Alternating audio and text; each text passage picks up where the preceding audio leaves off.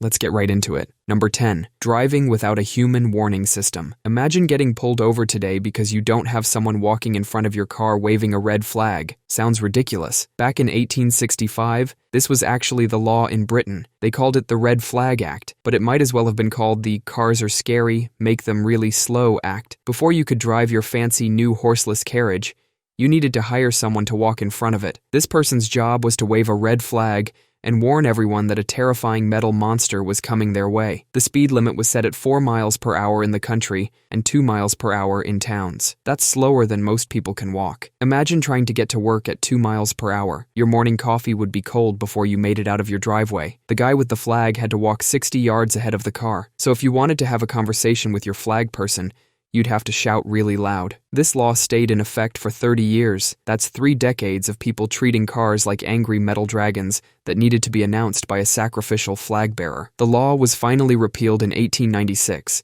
and they celebrated with a car race from London to Brighton. A race where, for the first time, cars could zoom along at the breakneck speed of 14 miles per hour. Number 9. Serving a drink without food. Imagine it's 1896, and you're walking into a New York bar for a quick drink after work. But before you can get your beer, the bartender slides something truly horrifying across the counter. A sandwich. This thing has been sitting there all day, being passed from customer to customer like some kind of cursed relay baton. You see, back then it was illegal to serve alcohol without food. The lawmakers thought this would somehow make people drink less, because apparently nobody had told them about human creativity. So bar owners came up with the Raines sandwich, named after the senator who created this law. This sandwich was usually made with the cheapest, stalest bread they could find, with a thin slice of ham that had seen better days. Some bars would actually nail the sandwich to the counter to make sure nobody accidentally ate their legal loophole. The same sandwich could serve hundreds of customers before finally being replaced. The cops knew it was a joke. The customers knew it was a joke. But as long as there was technically food being served with the drinks, everyone pretended it was fine. This went on for decades until someone finally realized that forcing people to stare at a moldy sandwich while they drink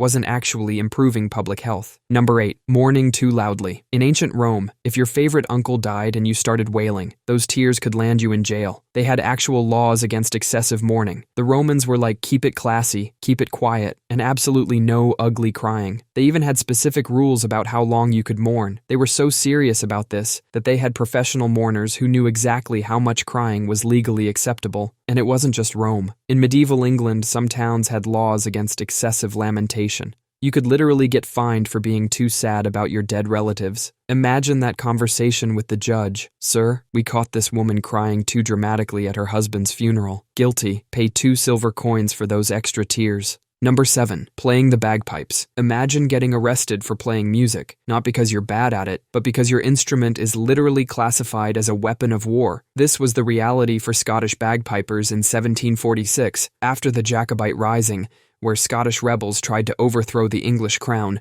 England decided bagpipes were too dangerous to allow. Scottish armies used bagpipes like other armies used war drums or bugles. The sound could be heard for miles, helping coordinate troops and terrifying the enemy. Imagine you're an English soldier, and suddenly you hear this otherworldly wailing coming from the fog. Then hundreds of angry Scots with swords come charging at you. The English were so freaked out that after they won, they classified bagpipes as instruments of war. If you got caught playing bagpipes, you could be tried as an enemy combatant. You could face execution for basically being in a really loud band. One famous case was James Reed, a bagpiper who was captured after a battle. The judge wasn't having it. He said no Highland regiment ever marched without a piper. Therefore, the bagpipe is an instrument of war. James was executed. Number 6. Having a picnic in a cemetery. Imagine it's 1875 and you're planning the perfect date. You go to the cemetery. Back in the Victorian era, cemeteries weren't just for the dead. They were basically the Starbucks of their time, the place to see and be seen. People would pack their picnic baskets,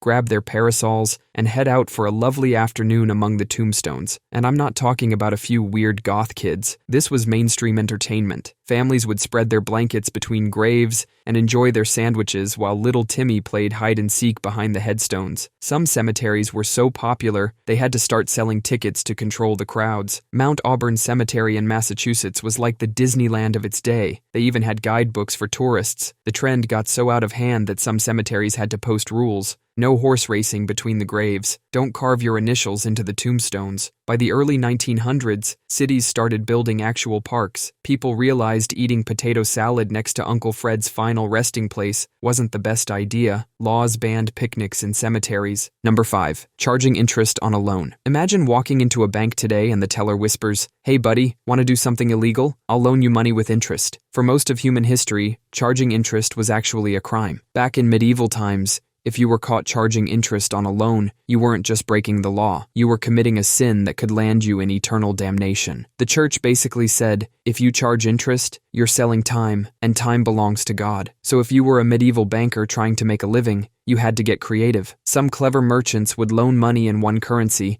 but ask to be paid back in another currency at a suspiciously favorable exchange rate. Others would rent coins to people, because apparently renting money was fine, but charging interest was evil. The really sneaky ones would write contracts saying, "I'm lending you 100 gold coins, but I'm writing down that I lent you 150. Technically no interest being charged there, but here's where it gets wild. Jews were often the only ones allowed to charge interest. Why? This is actually why so many Jewish families ended up in banking. They were literally pushed into it because Christians weren't allowed to do it. So next time you're paying interest on your credit card, just remember that a few hundred years ago, your bank would have been run by outlaws operating in the shadows. Number 4. Owning a dangerous book. Imagine getting arrested because you had a copy of 50 Shades of Grey on your bookshelf. Well, back in ancient Rome, that's exactly what happened with Ovid's The Art of Love. This book was basically an ancient dating guide with some spicy poetry thrown in. Emperor Augustus took one look at it and was like, "Nope, too scandalous for Rome," and banished Ovid to the edge of the empire. Ovid spent the rest of his life writing sad letters home,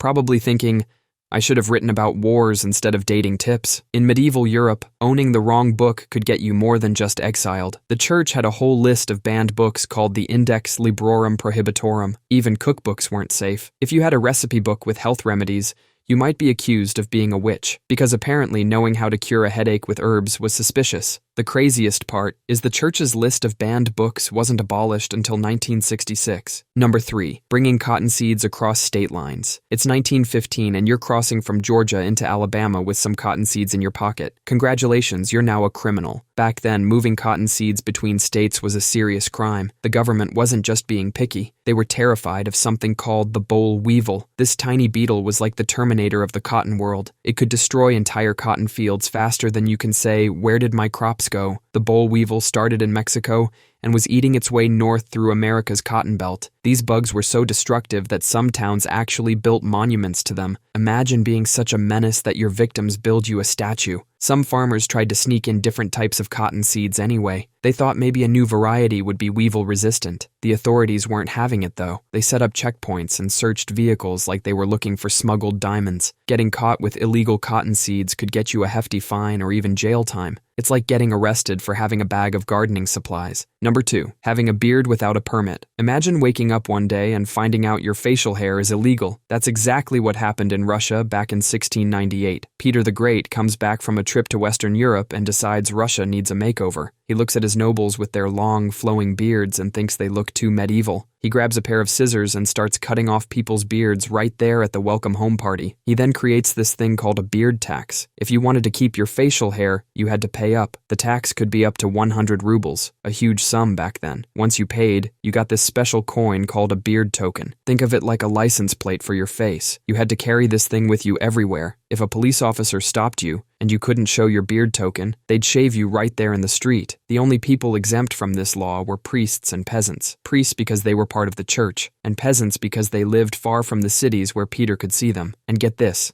law stuck around for over 50 years. Number 1. Owning a dog. Imagine living in medieval England and getting arrested because your dog is too tall. Back then, if you were a peasant living near the king's forests, having a big dog was a serious crime. The royals were obsessed with hunting deer, and they didn't want common folks' dogs interfering with their hobby. So they came up with something pretty messed up, the law of the forest. This law said that if you lived within the royal forest borders, Your dog might have to be lawed, which meant cutting off 3 toes from one of its front paws. They'd literally cripple your dog to make sure it couldn't run fast enough to catch deer, and this wasn't some rare occurrence. They'd do regular inspections, going door to door looking for illegal dogs. The really messed up part is this law stayed in effect for hundreds of years, so next time your dog is chewing up your favorite shoes, at least you don't have to worry about a royal official showing up at your door. That's all for today. I'll be making similar videos in the future. Subscribe to see them.